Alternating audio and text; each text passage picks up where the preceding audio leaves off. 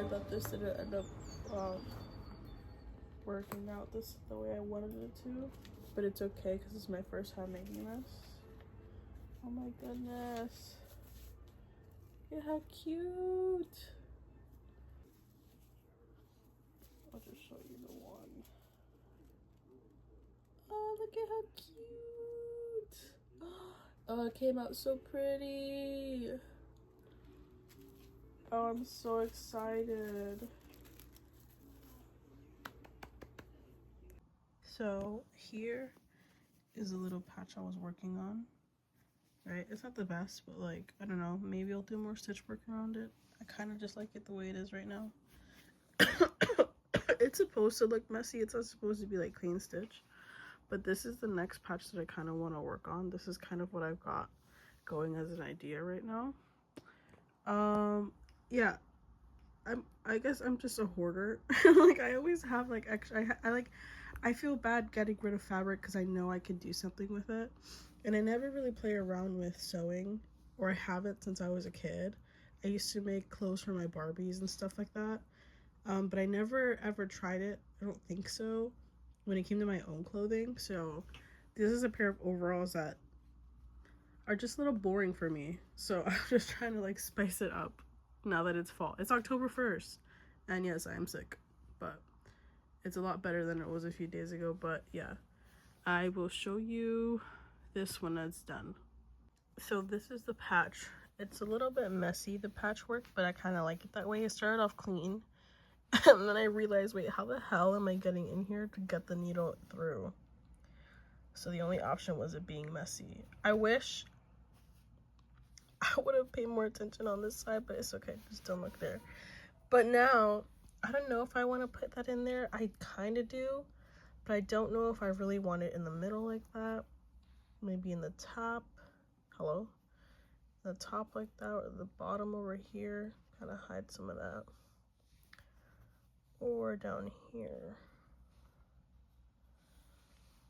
What are your thoughts? I kind of want to do that, but I kind of do like it in the middle too. I don't know, guys, what should I do? And then I'm also torn hello? I'm also torn on either doing like the little thinner, sorry, it's late, my brain can't think right now.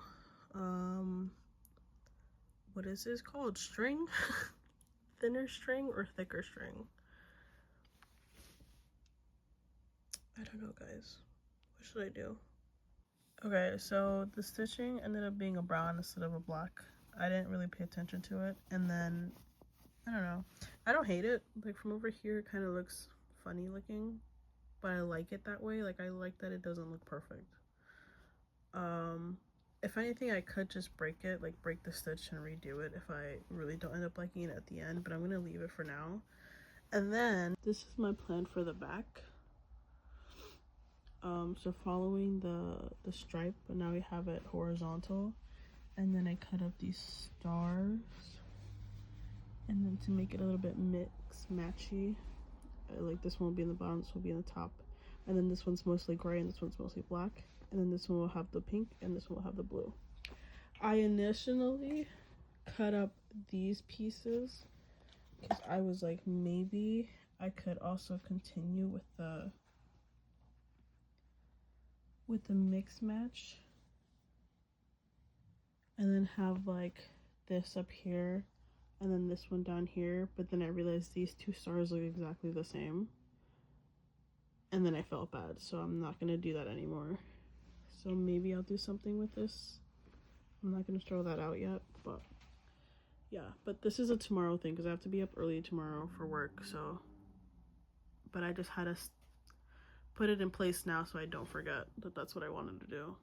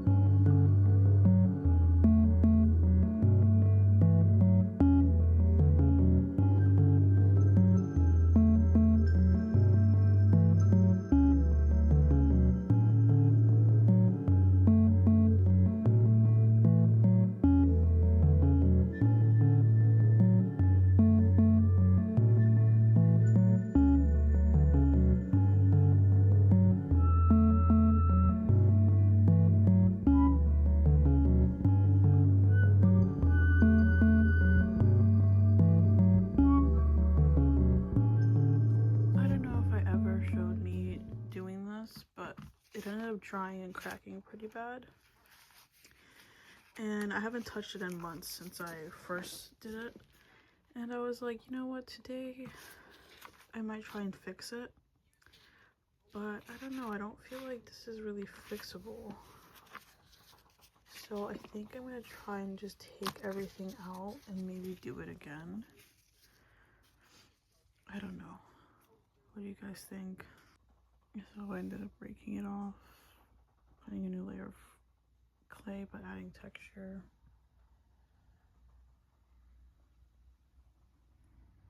So hopefully this dries out well. Fingers crossed.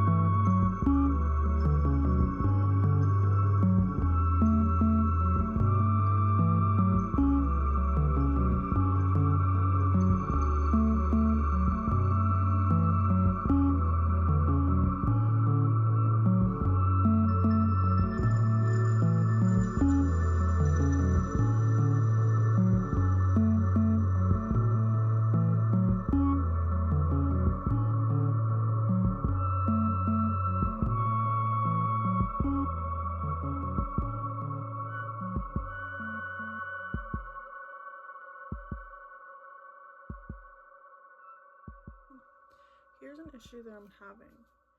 I stepped away from this current painting for like maybe a month now. And I had my skin color paint because it's mostly skin tone in here. And it looks great, right? It still looks pretty good because I don't know if I used too much of it. The TikTok didn't tell me how much to use off of it. So I don't know. It looks pretty smooth. The last time that I used it, I had it in a bigger palette. Like I had it separated. It was this one. So I'm working on 2 different paintings, so I don't even know which one was which. Because I stepped away from both at the same time. You can look, like it's still like tacky. Like I could squish it, but it's dry. And I don't know, I think just the way that it was blending my painting. I think the thing with acrylics too is blending is very tricky. And with this, when I added this to the paint, I never ever tried oil paint, but it worked like kind of like an oil paint, which I liked. But again, after stepping away from the painting for a while, then trying to come back and doing the same thing, the paint texture is different. So I don't know. So I have to like, I know this probably is just really lazy of me, but I have to like try and mix the colors again to get the same exact color. And I don't even know what I did. I don't even know what the color looked like. I don't even know what I have in here.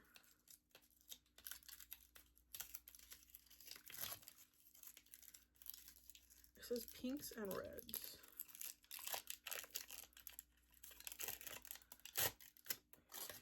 Oh. Yeah, this isn't even, it looks like it's good paint, but oh.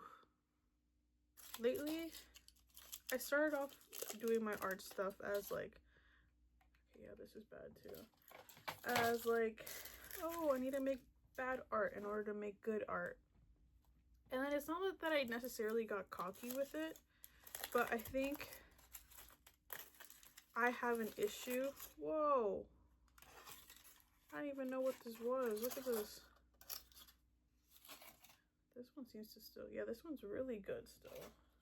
One of the issues I find myself having is being okay with not being good at things, especially on my first try, which is like really dumb when you think about it, because it's like, how do you think you're gonna be good at something if you've never tried it before? Like, it's okay to be bad at something. You need to be bad at something in order for you to be good at it at one point, right?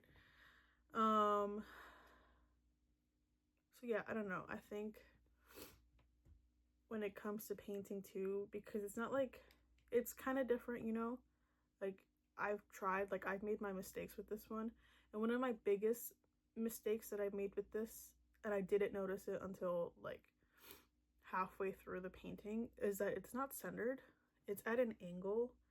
I had seen a video of someone saying, if you're critiquing your painting too much, stand in front of a mirror and like holding it and stand in front of a mirror. And when I did that, that is when I noticed that it is not centered, and it is in fact at an angle. And that kind of discouraged me at first, because I was like, wow, like, now this painting, I now that's all I see. So in a way, that did not help. And it wasn't like I was at a point in the painting where I could just restart it. So I was like, damn it. And that's why I kind of that is why I took a break from it and I took a step back, because I was like, I know that's all I'm going to focus on. And so yeah, it's been a month now and I'm ready to come back to it. And although I still see the fact that it's at an angle now, I don't know, like, maybe that can be part of the painting, I guess. It's not like this is going anywhere, you know what I mean? It's not like this is a commissioned piece or anything. This is just for me, so it shouldn't even really matter. It was more of a personal piece. I don't know if I'm going to show this painting yet. This is still something I'm debating. But yeah, I definitely want to give it another go and just try my best to finish it. Because if anything, I can do it again. I can make the painting again. You know what I mean? Like, it all really is trial and error. Another painting that I started working on was around Christmas time. It was gonna be a present for my parents. It was like a painting of my sister and I when we were younger. But it was supposed to be a surprise. I had done the stencil for it and the underpainting for it, and I was kind of in love with it just like that. And I left it out to dry, and my family did end up seeing it because I didn't cover it. And I feel like a part of that, because they were all getting really excited for the painting, not their fault at all, it's just how I perceive things, put a lot of pressure on me to make that painting immediately perfect as soon as I started working on it. And here's the thing also about painting. From what I've seen, a lot of different people do is they work from darks to lights. And so obviously I was working on the darks off of, like, okay, I started off on my sister's head, and I started with the darks, and I only did the darks, but it already looked very weird. This is my first time I'm ever doing portraits, like faces, and again, working with acrylic. So I saw it and it was really scary. It was really scary looking, and I haven't touched it since, because I was like, oh my god, I know it's a trusted process, but I'm immediately like, oh, I already messed up the painting and I don't even want to touch it because I don't want to potentially really ruin the painting, which is something I need to get over, because again, this is my first time doing portraits. This is me learning how to use acrylics, so it's okay. It should be okay. I shouldn't be worrying too much, because again, I'm doing this for nobody but myself. I'm gonna try and get back to this. It is currently 10:35. I'm not gonna work on it for long because I have to work early tomorrow. So I'm gonna give myself maybe like an hour and then head to bed. Thank you for the chit chat. But yeah, I hope I get to show you both paintings at one point. But for now, that's it. She wants to cuddle so bad. Get here. Bella, don't eat the paint, please. Please.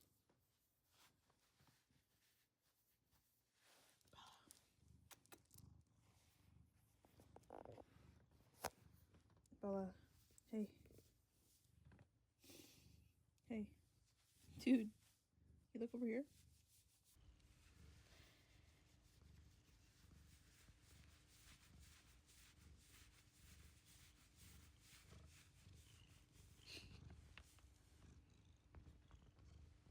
I have paint in my hair. It is now, oh, 11:42. I thought it was a lot earlier than that. But this is the update on the wet palette. I ended up putting the paper towel underneath for this anyways, because I feel like it was the only way that it would actually keep the paper dry. I mean, wet. So now we have that. This is what my other palette is looking like. I'm still keeping this. One thing that I saw someone do was spray the palette before putting it away. That way, and I'm also just gonna use this to swirl around the paint to make sure it's not already getting dry since it was out already. But yeah, because I didn't feel like transferring all of this to the little wet palette, because I feel like if it didn't work, I didn't want to waste all the paint that I already mixed, and it took me way too long to get all these colors, so I'm not gonna risk that. I'm realizing with this painting that I'm struggling a lot with symmetry, like for things to stay symmetrical. But I think that's just gonna, I think that's just gonna be the way this painting is, very asymmetrical. Again, if anything, this could just be like my rough draft of the painting and I can try it again. Like, this is all just getting to learn colors, and this was a different shade of underpainting. Usually for the underpaintings I do like a brownish red, and for this one I did yellow. I think I did yellow, because okay, it wasn't on purpose. I just had this canvas and I don't know why I did that in the first place, but I had just wet the canvas, actually sanded the canvas, and then I wet it and then painted it all a very thin layer of yellow, like watered yellow, and then I left it there for like months. Like, I don't remember what I initially wanted to do with that. And then I couldn't remember by the time I saw the canvas again, and I was like, oh, I'll just do something with it. And then this is what happened. I think it's good just because I don't know. I never really worked on the brownish red. Like, I never used skin color in those paintings. So maybe it would have been better. But at the same time, I don't know. I kind of like it. Right now, what I'm struggling with what I'm noticing about the skin color painting is just that there's different tones everywhere. But I think that's also just because of my reference photo. My reference photo, I'm sorry, my skin color is different in every part of my body. Because this was like right after summer. So some parts are white, some parts are tan, some parts are yellow. I don't know. Yeah, I don't know. So I think that's what it is. I took it too serious to like trying to color match everything from the photo when I should have just like gone with the flow. But again, this could just be trial and error. Like, I don't want to take this one too seriously. I think I started off taking it really seriously. If it comes out great, it comes out great. But right now, I'm noticing a lot of the flaws. But that's okay, because now I know what to do for the next time. You know what I mean? So we're good. But yeah, those are my notes so far for this painting.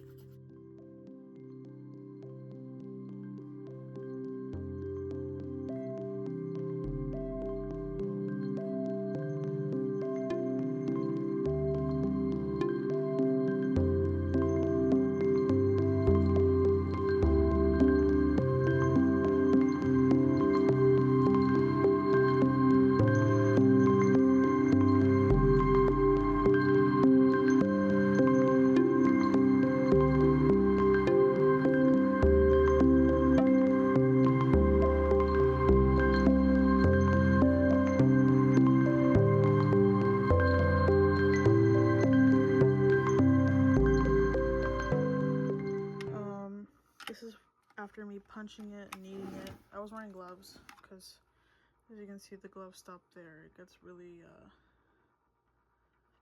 dirty. I don't know, I forgot words because obviously this is newspaper. I still have so much newspaper, which is like the craziest part to me. Like, look at all that.